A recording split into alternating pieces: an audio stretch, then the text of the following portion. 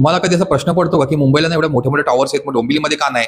म्हणजे आपण का नाही एवढ्या मोठ्या बिल्डिंग बांधू शकत?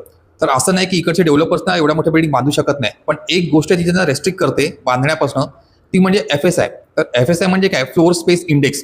तर एफ-एस-आय ही जी गोष्ट आहे ना, ही ठरवते की तुम्ही एखाद्या प्लॉटमध्ये किती बांधकाम करू शकता किंवा किती माळ्याची बिल्डिंग बांधू शकता.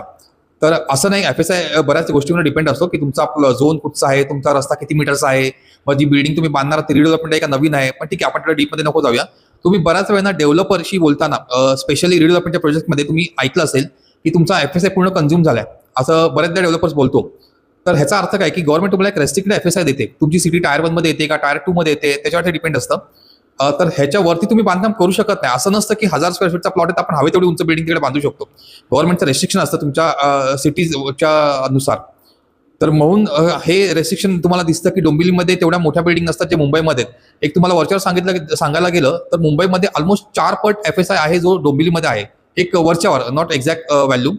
त्यामुळे तुम्ही कधी पण बघाल, की तुम्हाला असं वाटतं ना, की मुंबईमध्ये रिडेव्हलपमेंटचे प्रोजेक्ट होतात, तेव्हा त्यांना फ्रीमध्ये सगळं मिळतं. मग इथे कन्स्ट्रक्शन कॉस्ट का मागतात?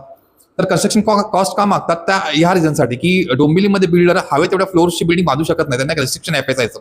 तर त्याच्या लिमिटमध्ये राहूनच त्यांना बिल्डिंग बांधू शकते. तर आता नेक्स्ट टाइम तुम्ही समजा कधी एफ-एस-आय शब्द ऐकला रिअल एस्टेटच्या रिलेटेड, तर तुम्हाला समजून जाईल की एफ-एस-आय म्हणजे काय आहे.